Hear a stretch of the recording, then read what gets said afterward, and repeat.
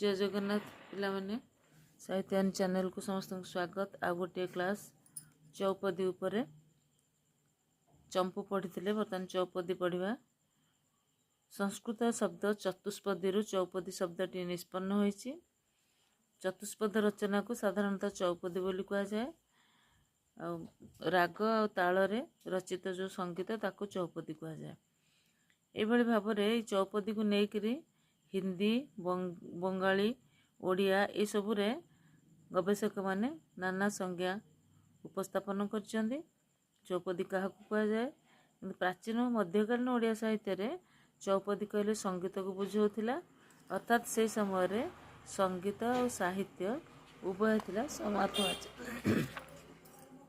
समार्थवाचक शब्द। पंचदश शताब्दी रे जो गीत गुड़िक शास्त्रीय राग ताल संबलित थिला ताकू कहा जाउथिला चौपदी। षोडश शताब्दी रे चौपदी कहले क्षुद्र प्रबंध वा गीत को बुझाउथिला। जगन्नाथ दास रचना करथिले 16 चौपदी, 4टा क्षुद्र गीत को लेकिन 4 चौपदी। धनंजय भंज उपेन्द्र भंज निज निज संगीतावली को मध्य चौपदी भूषण नाम नामकरण करथिले।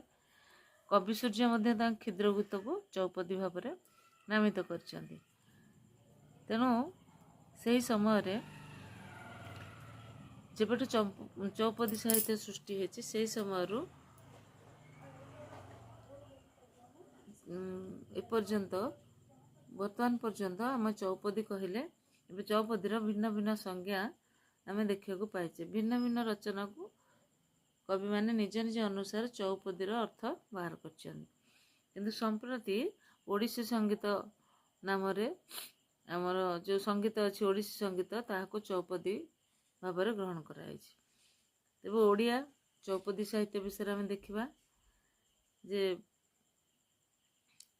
सप्तदश शताब्दी बेलू संस्कृत संगीतर शास्त्र आदि रे निर्देशानुजाई ओडिया रे बहु संगीत रचना करा एपरिकी कवि ब्रजबोली भाषा में गीत रचना करथिले। एई समय चौपदी रचयिता भावे दीनबंधु राज हरिचंदन, रघुनाथ राज हरिचंदन, विष्णुदास, धनंजय भंज, कंठदास ए माने विशेष भाव में परिचित थिले।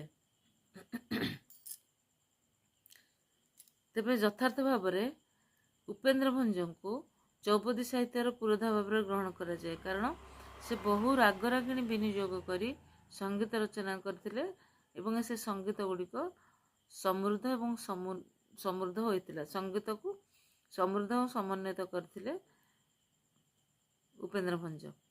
ओडिशार जो वैष्णव कवि माने रहिले से माने मध्य संगीत व चौपदी साहित्य को समृद्ध कर जाइछन्ति, कारण से माने थिले वैष्णव धर्मावलंबी, रागानुगा कृष्ण भक्ति बा भक्ति भाव ऐसी प्रणानुरक्ति को मानवीय प्रत्यापनर आवेग अभिलाष और जीवन वृत्ति माध्यम देखाइबार मानसिकता से भितर थिला।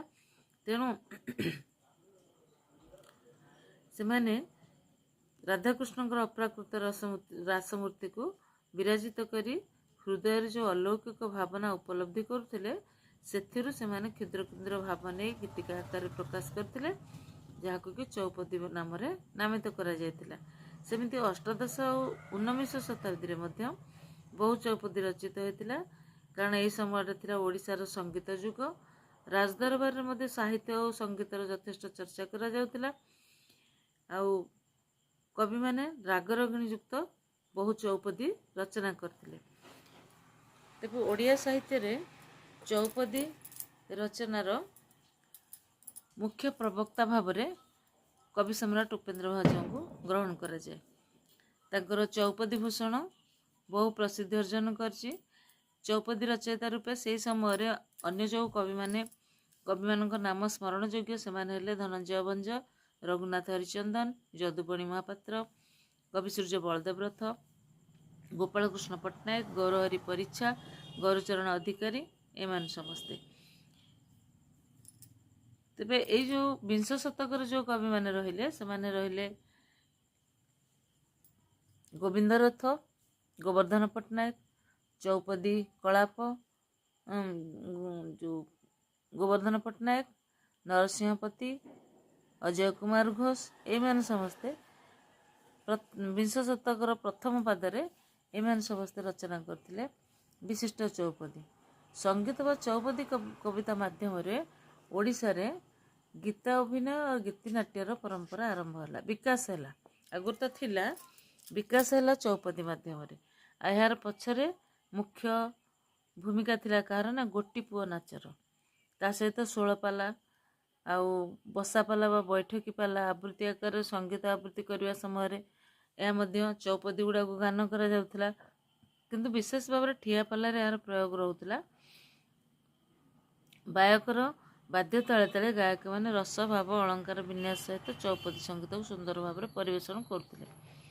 ତେବେ ସଙ୍ଗୀତର ସୁମଧୁର ଭାବ ଦୀପକ ରସାଳ ତଥା ଅଳଙ୍କାର ବିନ୍ୟାସ ଦ୍ୱାରା ଓଡ଼ିଆ ଚୌପଦୀ ବେଶ ମନଛୁଆଁ ହୋଇଥିଲା। ଚୌପଦୀର ସ୍ୱର ରସିକ ଶ୍ରୋତାଙ୍କୁ ବାନ୍ଧି ରଖେ, ସ୍ୱର୍ଗୀୟ ଆନନ୍ଦ ପ୍ରଦାନ କରେ।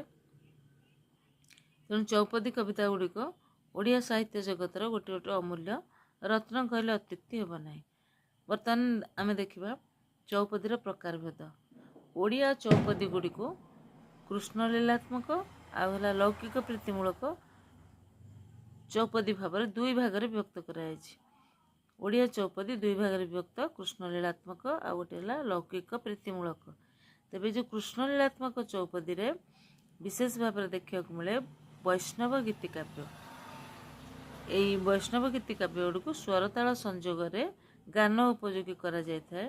ଏହାର ଉପଜୀବ୍ୟ ପ୍ରସଙ୍ଗ ହେଉଛି କ'ଣ ନା ଶ୍ରୀକୃଷ୍ଣ ଲୀଳା ଓ ଶ୍ରୀ ରାଧାକୃଷ୍ଣଙ୍କର ଯେଉଁ ପ୍ରେମମୂଳକ ଲୀଳା। ପ୍ରସଙ୍ଗ କ୍ରମେ ଶ୍ରୀରାଧା ଏବଂ ଶ୍ରୀକୃଷ୍ଣଙ୍କର ପୂର୍ବରାଗ, ପ୍ରେମ, ବିରହ, ମିଳନ ଏସବୁକୁ ଏଥିରେ ଚିତ୍ରିତ କରାଯାଇଥାଏ। ଆଉ ଏହା ସହିତ ପ୍ରେମରେ କେମିତି ମାନଭଞ୍ଜନ ଆଉ ଚାଟୁକ୍ତି ଏଇ ଚୌପଦୀ ଗୁଡ଼ିକର ମୁଖ୍ୟ ଅଙ୍ଗ ଭାବରେ ପ୍ରକାଶ ପାଇଥାଏ। ଏଥିରେ ଅଭିସାରିକା ରାଧାଙ୍କର ବାସକ ସଜା ଉତ୍କଣ୍ଠା, ଖଣ୍ଡିତା, କଳହାନ୍ତକାରିତା, ପ୍ରୋଷିତ ଭର୍ତ୍ତୁକା, ସ୍ୱାଧୀନ ଭର୍ତ୍ତୁକା ଏହି ରୂପ ଗୁଡ଼ିକ ମଧ୍ୟ ବର୍ଣ୍ଣନା କରାଯାଇଥାଏ। ଆଉ ମୁଖ୍ୟତଃ ମିଳନ ଅପେକ୍ଷା ରାଧାଙ୍କର ବିପ୍ରଲମ୍ବ ଭାବ ବିଶେଷ ଭାବରେ ଚୌପଦୀରେ ଦେଖିବାକୁ ମିଳେ କୃଷ୍ଣଲୀଳାତ୍ମକ ଚୌପଦୀ ଗୁଡ଼ିକରେ। ଏହି କୃଷ୍ଣଲୀଳାତ୍ମକ ଚୌପଦୀରେ ଯେଉଁ ରହିଲା ବିପ୍ରଲମ୍ବାଶ୍ରିତ ଚୌପଦୀ ଦେଖିବାକୁ ମିଳେ, ଯେମିତିକି ମିଳନ ସମ୍ପର୍କୀୟ ଚୌପଦୀ, ରାମକୃଷ୍ଣଙ୍କର ସଙ୍ଗିନୀ ଏହି କଥା ମୋତେ କହ, ଚନ୍ଦ୍ରମଣି ଦାସଙ୍କର ସଖୀ ତୁଇ ଯାହାରେ, ରାମଚନ୍ଦ୍ର ଦେବଙ୍କର ସଖୀ ତୁଇ ଯାହାରେ, ଦଶପଲ୍ଲା ନରସଙ୍କର ଏ ଚାନ୍ଦିନୀ ନିଶିରେ, ପ୍ରିୟ ସଜନୀ କିରସେ ରସିଲା। ଏଗୁଡ଼ା ହେଉଛି ମିଳନ ସମ୍ବନ୍ଧୀୟ ଚୌପଦୀ। ଆଉ ବିପ୍ରଲମ୍ବାଶ୍ରିତ ଚୌପଦୀ ହେଲା ବୈଷ୍ଣବ ଗୀତି କବିତା, ଅର୍ଥାତ୍ ଯେଉଁ ସଙ୍ଗୀତ ଗୁଡ଼ିକରେ ପୂର୍ବରାଗ, ମାନଭଞ୍ଜନ, ପ୍ରେମାନୁଭୂତି, ପ୍ରବାସ ଏଇଗୁଡ଼ିକ ଯେଉଁଥିରେ ପ୍ରକାଶ ପାଏ ସେଗୁଡ଼ିକ ହେଲା ବିପ୍ରଲମ୍ବାଶ୍ରିତ ଚୌପଦୀ। ତେବେ ଏଇ ବିପ୍ରଲମ୍ବାଶ୍ରିତ ଚୌପଦୀରେ ପ୍ରଥମେ ଆସିବ ପୂର୍ବରାଗ ବା ପ୍ରାକ୍ ମିଳନ। ଆମେ ଏଇ ପୂର୍ବରାଗ ବିଷୟରେ ପଢ଼ିଥିଲେ। ଏଇ ପୂର୍ବ ରୂପର ପରସ୍ପର ଗୁଣ ଶ୍ରବଣ, ଗୁଣ ରୂପ ଦର୍ଶନ, ଅନୁରକ୍ତି ଦ୍ୱାରା ଏଥିରେ ଆମେ ଦେଖିଲେ ଯେ ଗୁଣ ଶ୍ରବଣ, ସଖୀ ବା ବନ୍ଧୁମୁଖରୁ ଉପବର୍ଣ୍ଣନା, ଚିତ୍ରପଟ ଦର୍ଶନ, ସ୍ୱପ୍ନ ଦର୍ଶନ, ବଂଶୀଧ୍ୱନି, ସର୍ବୋପରି ସାକ୍ଷାତ ଦର୍ଶନରେ ପୂର୍ବରାଗ ବା ପ୍ରାକ୍ ମିଳନ ନାୟକ ନାୟିକାଙ୍କର ହେଇଯାଇଥାଏ। ତେବେ ଏଇ ଯେଉଁ ପୂର୍ବରାଗକୁ ଅନେକ ସାହିତ୍ୟିକ ବା ଅନେକ କବି ଚୌପଦୀ ସାହିତ୍ୟରେ ଚମତ୍କାର ଭାବରେ ପ୍ରକାଶ କରିଛନ୍ତି। ସେସବୁ ମଧ୍ୟରେ ରାମକୃଷ୍ଣଙ୍କର ସେ ନବୀନ ଯୁବାରେ ମୋ ନୟନେ ନାଚିଲା, ଦାଶରଥୀଙ୍କର ସେ ରୂପକୁ ଦେଖି ନାହିଁ ଆଖି, ମର୍ଦ୍ଦରାଜଙ୍କର ସୁନ୍ଦରୀ ନେଲା ଚିତ୍ତ ମୋହିରେ ଏଗୁଡ଼ିକ ପ୍ରାକ୍ ମିଳନ ବା ପୂର୍ବରାଗ ଭାବ ସମ୍ବଳିତ ଚୌପଦୀ। ସେମିତି ମାନଭଞ୍ଜନ ବା ମାନ, ଏଇଟା ହେଉଛି ପ୍ରଣୟର ଏକ ଅବିଚ୍ଛେଦ୍ୟ ଅଙ୍ଗ, ଯାହାକୁ କି ଚିତ୍ତାକର୍ଷକ ଭାବରେ କବିମାନେ ବର୍ଣ୍ଣନା କରିଥାନ୍ତି। ଯେମିତିକି ପ୍ରଣୟ ବିଳାସୀ ମାନବାଇ ଶ୍ରୀରାଧାଙ୍କର ମାନଭଞ୍ଜନ କରିବା ଲାଗି ରସିକ ଶେଖର ଶ୍ରୀକୃଷ୍ଣଚନ୍ଦ୍ର ବିଭିନ୍ନ ଚାଟୁକ୍ତି ଦ୍ୱାରା କେମିତି ଯତ୍ପର ନାସ୍ତି ଚେଷ୍ଟା କରିଛନ୍ତି, ଛଦ୍ମବେଶ କେମିତି ଧାରଣ କରି ଆସିକି ଶ୍ରୀରାଧାଙ୍କ ମନକୁ ଆନନ୍ଦିତ କରିବାକୁ ପ୍ରୟାସ କରିଛନ୍ତି। ଏହିସବୁ ବିଷୟକୁ ଆଧାର କରି ଓଡ଼ିଆ ସାହିତ୍ୟରେ ଅନେକ ଚୌପଦୀ ରଚିତ ହୋଇଛି। ଯେମିତିକି ଉଜ୍ଜ୍ୱଳ ନୀଳମଣିରେ ମାନର ସଂଜ୍ଞା ଦେବାକୁ ଯାଇକରି ଉଲ୍ଲେଖ ଅଛି, ନାୟିକା ନାୟକ ଉଭୟ ପୃଥକ ଭାବରେ ଅବସ୍ଥାନ କରୁଥିଲେ, ମନ ମଧ୍ୟରେ ସଂଜାତ ହୋଇପାରେ ମାତ୍ର ସାଧାରଣତଃ ଉଭୟଙ୍କର ଏକତ୍ର ଅବସ୍ଥାନ କାଳରେ ଅନୁରକ୍ତି ନାୟକ ନାୟିକାଙ୍କ ମଧ୍ୟରେ ଦର୍ଶନ ଆଲିଙ୍ଗନାଦି ନିରୋଧ ଅବସ୍ଥାକୁ ମାନ କୁହାଯାଏ। ତେବେ ଚୌପଦୀ ସାହିତ୍ୟରେ ଏହି ମାନଭଞ୍ଜନକୁ ପ୍ରାଧାନ୍ୟ ଦେଇ ରଚିତ ହୋଇଛି ଅନେକ ଚୌପଦୀ, ଯେମିତିକି ଘନଶ୍ୟାମଙ୍କର ଶିବରିପୁଙ୍କ ଜନକ ଧରନ୍ତିକର, ଦଶପଲ୍ଲା ନରସିଂହଙ୍କର ରସବତୀ ବସୁମୁଖ, ପୋତି ଘେନ ବାଣୀରେ କହ୍ନାଇ, ନରେଶ ନନ୍ଦନା ବିରସ ହୋନା। ଏଇଟା ହେଉଛି ମାନଭଞ୍ଜନକୁ ଆଧାର କରି ରଚିତ ହୋଇଥିବା ଅନେକ ଚୌପଦୀ। ତାପରେ ଆସିଲା ପ୍ରେମ ବୈଚିତ୍ର୍ୟ। ଏଇ ଯେଉଁ ବିରହ ଜନିତ ପ୍ରେମ ବିକ୍ଷିପ୍ତତା ଥାଏ ଆଉ ଅନୁରାଗ ବଶତଃ ନାୟକ ନାୟିକାଙ୍କ ଭିତରେ ପରସ୍ପର ପ୍ରତି ଆକ୍ଷେପ ଆସେ। ନାୟକ ଧର ଶ୍ରୀକୃଷ୍ଣ ହେଲେ ତାଙ୍କ ନିକଟରେ ଶ୍ରୀରାଧା ଉପସ୍ଥିତ ଥାଇ ମଧ୍ୟ ପ୍ରେମାତିଶଯ୍ୟ ବଶତଃ ବିରହ ବେଦନାରେ ଜର୍ଜରିତ ହୋଇଥାନ୍ତି। ଏଇଟା ହେଲା ପ୍ରେମ ବୈଚିତ୍ର୍ୟ। ଏହି ବିରହାନୁଭୂତି କାରଣରୁ କୃଷ୍ଣଙ୍କ ପ୍ରତି, ତାଙ୍କ ବଂଶୀ ପ୍ରତି, ଦୂତି ପ୍ରତି, ବିଧାତା ପ୍ରତି, ଗୁରୁଜନଙ୍କ ପ୍ରତି, କନ୍ଦର୍ପ ପ୍ରତି ସେ ଆକ୍ଷେପ ଜନିତ ବାଣ ପ୍ରୟୋଗ କରିଥାନ୍ତି। ତେଣୁ ଏଭଳି ଚୌପଦୀକୁ ଆକ୍ଷେପୋକ୍ତିମୂଳକ ଚୌପଦୀ ନାମରେ ନାମିତ କରାଯାଇଛି। ଓଡ଼ିଆ ସାହିତ୍ୟରେ ରାମକୃଷ୍ଣଙ୍କ ଶ୍ୟାମ ପ୍ରୀତି ଚିହ୍ନା କଲା ଏତେ ଦୁଃଖୀ, ଦୀନକୃଷ୍ଣଙ୍କର କେତେ ନଟକୁଟ ଜାଣେ, ଦିନମଣିଙ୍କର ଛଳ କରି କୃଷ୍ଣ ମୋଠାରେ, ଶାଲବେଗଙ୍କର ମୋତେ କେଉଁ ବାଳି ଲଗାଇଲା, ଏଗୁଡ଼ିକ ହେଉଛି ଆକ୍ଷେପୋକ୍ତିମୂଳକ ଚୌପଦୀ। ତାପରେ ଆସିଲା ପ୍ରବାସ। ନାୟକର ଦୂର ପ୍ରବାସରେ ନାୟିକା ଚିତ୍ତରେ ଉତ୍ପନ୍ନ ହେଉଥିବା ବିରହ ବେଦନା ହେଉଛି ପ୍ରବାସ ଜନିତ କ୍ଲେଶ ବା ଦୁଃଖ। ଶ୍ରୀକୃଷ୍ଣଚନ୍ଦ୍ର ଯେତେବେଳେ ଧନୁଯାତ୍ରା ଉତ୍ସବ ଦେଖିବା ପାଇଁ ମଥୁରା ଯାତ୍ରା କଲେ ଆଉ ଗୋପପୁରରେ ତାଙ୍କୁ ଗୋପୀମାନେ ଆଉ ଦର୍ଶନ କରିପାରିଲେ ନାହିଁ, ଆଉ ସେମାନଙ୍କର ଉତ୍କଣ୍ଠା, ଖେଦୋକ୍ତି ଏଇସବୁକୁ କବିମାନେ ଚୌପଦୀରେ ପ୍ରକାଶ କରିଛନ୍ତି। ଯେମିତି ଦୀନକୃଷ୍ଣଙ୍କର ପୋଡ଼ୁ କମ୍ବଳ ଜଳୁ ବୃନ୍ଦାବନ, ଦୁଃଖୀ ଶ୍ୟାମଙ୍କର ହେଲା ଆଗ ପ୍ରିୟ ଆଳି। ଏଗୁଡ଼ିକ ହେଉଛି ପ୍ରବାସ ଜନିତ କ୍ଲେଶ ବା କଷ୍ଟ ଥିବା ପ୍ରସଙ୍ଗର ଚୌପଦୀ। କେବଳ ଗୋପୀଗଣ ଯେ କୃଷ୍ଣଙ୍କଠାରୁ ଦୂରରେ ରହିକି କଷ୍ଟ ଭୋଗୁଥିଲେ ତା ନୁହେଁ, ମଥୁରାରେ ଯେତେବେଳେ କୃଷ୍ଣ ଥିଲେ ସେତେବେଳେ ସେ ମଧ୍ୟ ଅନୁରୂପ ଭାବରେ ଜର୍ଜରିତ ହେଉଥିଲେ।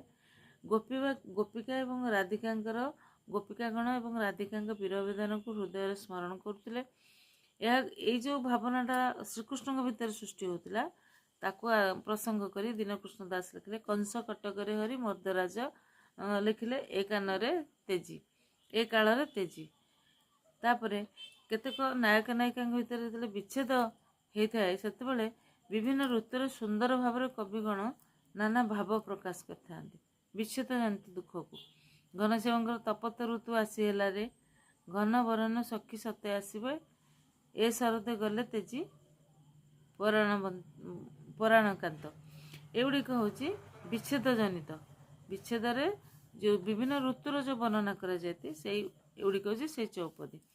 ତାପରେ ଦେଖିବାକୁ ମିଳେ ଯେ ଯେତେବେଳେ ରାଧାକୃଷ୍ଣ ବିଭିନ୍ନ ଲୀଳା ବା ରୂପ ଗୁଣ, ରାଧାକୃଷ୍ଣଙ୍କର ଯେତେବେଳେ ବିଭିନ୍ନ ରୂପ ଲୀଳା ଗୁଣ ଗୁଡ଼ିକୁ ବର୍ଣ୍ଣନା କରାଯାଉଥାଏ ସେତେବେଳେ ସଖୀଗଣଙ୍କର ସେମାନଙ୍କ ପ୍ରଣୟରେ ଥିବା ଭୂମିକାକୁ ଆଧାର କରିକି ମଧ୍ୟ ଓଡ଼ିଆ ସାହିତ୍ୟରେ ଚୌପଦୀ ରଚନା କରାଯାଇଛି। ଯେମିତିକି ଗୋପପୁରରେ କୃଷ୍ଣଙ୍କର ହୋଲି ଖେଳ, ବଂଶୀସ୍ୱନ, ଝୁଲଣ ଉତ୍ସବ, ଗୋପିକାମାନଙ୍କର ପୁଷ୍ପବାଟିକା ଭ୍ରମଣ, ରାଧାକୃଷ୍ଣଙ୍କର ବିଭିନ୍ନ ଲୀଳା ରୂପ ଗୁଣ ବର୍ଣ୍ଣନା ସହିତ ସଖୀମାନଙ୍କର ପ୍ରେମାପଣର ଯେଉଁ ଭୂମିକା ଥାଏ ତାହାକୁ ଏଥିରେ ବର୍ଣ୍ଣନା କରାଯାଏ ଚୌପଦୀରେ।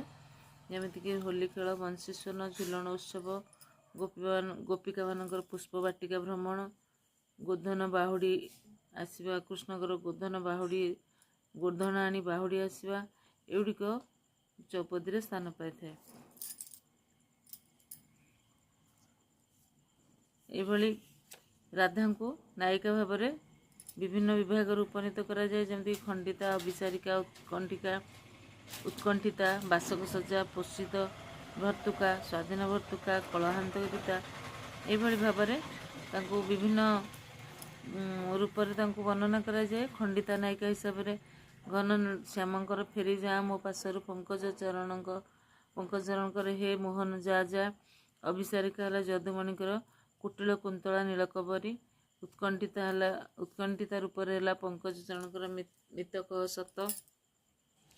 ଏଭଳି ବିଭିନ୍ନ ପ୍ରକାର ତାଙ୍କୁ ଯେଉଁ ବିଭିନ୍ନ ଭାବରେ ବର୍ଣ୍ଣନା କରାଯାଇଛି ସେଥିପାଇଁ ମଧ୍ୟ ତାକୁ ପ୍ରସଙ୍ଗ କରି କାବ୍ୟକାରମାନେ ଅନେକ ଚୌପଦୀ ରଚନା କରିଛନ୍ତି। ତାପରେ ଦେଖିବା ଲୌକିକ ପ୍ରୀତିମୂଳକ ଚୌପଦୀ ବା ପ୍ରଣୟ ପ୍ରଧାନ ଗୀତି କବିତା ଯେଉଁଟା କୁହାଯାଉଛି। ଚୌପଦୀ ସାହିତ୍ୟ ରଚନାରେ ମଧ୍ୟକାଳୀନ ସମୟଟା ଥିଲା ସବୁଠାରୁ ଗୁରୁତ୍ୱପୂର୍ଣ୍ଣ, କାରଣ ଏହି ସମୟରେ ଲୌକିକ ପ୍ରୀତିମୂଳକ ଚୌପଦୀ ଗୁଡ଼ିକ ବର୍ଣ୍ଣନା କରାଯାଉ ମାନେ ରଚନା କରାଯାଉଥିଲା। ସେଥିରେ ସ୍ୱଦେଶ ବିଦେଶ ଅନୁଚିନ୍ତା, ଚାଟୁକ୍ତି, ସମ୍ଭୋଗ, ସ୍ମୃତିଚାରଣ, ସ୍ୱ-ଅଭିବ୍ୟକ୍ତି ଏଗୁଡ଼ିକ ସବୁ ପ୍ରକାଶ ପାଇଥିଲା। ନୂତନ ଗୁଣଧର୍ମକୁ ପାଥେୟ କରି ଆଜିର ପ୍ରୀତିମୂଳକ ଚୌପଦୀ ଗୁଡ଼ିକୁ ଭିନ୍ନ ରୂପରେ ପ୍ରକାଶ କରାଗଲା। ଫଳରେ ମଧ୍ୟକାଳୀନ ଗୁଣ ସୁଲଭତାକୁ ଏଥିରେ ଆଉ ଦେଖିବାକୁ ମିଳିଲା ନାହିଁ। ତାହା ଦେଖିଲେ ଆମେ ପ୍ରଣୟନ ରୂପ, ଗୁଣ, ପ୍ରୀତି, ପ୍ରଶଂସାମୂଳକ ପ୍ରସଙ୍ଗକୁ ବ୍ୟବହାର କରି ଚୌପଦୀ ରଚନା କରାଗଲା। ଯେମିତିକି ପଦ୍ମନାଭ ପଟ୍ଟନାୟକର କେଳି ସିନ୍ଧୁ କି ଶୋଭା ଦିଶୁଚିରେ, ବ୍ରଜବିହାରୀ ଶ୍ରୀଚନ୍ଦନଙ୍କର ଘୁଞ୍ଚ, ଋତୁରାଜରେ ଓ ରସିଲା ଯାହାର ସେ, ଏଇଭଳି ଭାବରେ ଅନେକ ଚୌପଦୀ ରହିଛି। ଚୌପଦୀ ଗୁଡ଼ିକରେ ପ୍ରେମ ପ୍ରଣୟର ପ୍ରଶଂସା ଦେଖିବାକୁ ମିଳୁଛି। ଆଉ ବିବାହୋତ୍ତର ପ୍ରେମ ପ୍ରଣୟ ଜନିତ ଯେଉଁ ଭାବ ସୃଷ୍ଟି ହେଉଛି ତାକୁ ମଧ୍ୟ ଚୌପଦୀର ବିଷୟ ଭାବରେ ଗ୍ରହଣ କରାଯାଇଛି। ନାୟକ ନାୟିକାଙ୍କର ଚାଟୁକ୍ତି ପ୍ରୀତିମୂଳକ ବର୍ଣ୍ଣନା ଚୌପଦୀରେ ରହୁଛି। ମାନଭଞ୍ଜନ, ପ୍ରବାସର ବିଚ୍ଛେଦ ଅନୁଭୂତି, ତାପରେ ରାଧାକୃଷ୍ଣଙ୍କ ପ୍ରେମ ପ୍ରଣୟ ପରି ଲୌକିକ ପ୍ରୀତିମୂଳକ ଚୌପଦୀ, ପ୍ରଣୟାତ୍ମକ ବୈଷ୍ଣବ ଗୀତିକାବ୍ୟରେ ନାୟକ ନାୟିକାମାନଙ୍କର ଯେଉଁ ଆତ୍ମନିଗ୍ରହରତ, ଆତ୍ମବିସ୍ମୃତ ରହିଛି, ସେହି ଆଧ୍ୟାତ୍ମିକ ପ୍ରେମ ଲୀଳାର ତଥା ପ୍ରେମ ଭକ୍ତିର ରୂପକାତ୍ମକ ଅଭିବ୍ୟକ୍ତି ଦେଖିବାକୁ ମିଳୁଛି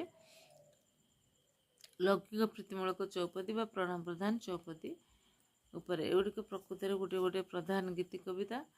ତେବେ ଚୌପଦୀ ଗୁଡ଼ିକ ସଙ୍ଗୀତାଶ୍ରୟୀ, ଐଶୀ ତଥା ଲୌକିକ ପ୍ରଣୟାନୁରକ୍ତିମୂଳକ ଅଟନ୍ତି। ଓଡ଼ିଆ ମଧ୍ୟକାଳୀନ କାବ୍ୟ ସାହିତ୍ୟରେ ବିଶେଷ ଭାବରେ ଦେଖିବାକୁ ମିଳେ ଏହି ଚୌପଦୀର ରଚନା, ଯାହାକି ଚୌପଦୀ ସାହିତ୍ୟକୁ ବିକଶିତ କରିବାରେ ମୁଖ୍ୟ ଭୂମିକା ଗ୍ରହଣ କରିଛି। ଆଉ କାବ୍ୟ ସାହିତ୍ୟକୁ ମଧ୍ୟ ବିକାଶ କରିବାରେ ଚୌପଦୀ ଗୁଡ଼ିକର ଭୂମିକା ହେଉଛି ଯଥେଷ୍ଟ ଗୁରୁତ୍ୱପୂର୍ଣ୍ଣ। ଆଜି ପାଇଁ ଏତିକିରେ ଥାଉ। ନେକ୍ସଟ କ୍ଲାସ୍ରେ କୋଇଲି ବିଷୟରେ ପଢ଼ିବା। ଚ୍ୟାନେଲକୁ ସବସ୍କ୍ରାଇବ୍ କରିବ, ସେୟାର କରିବ।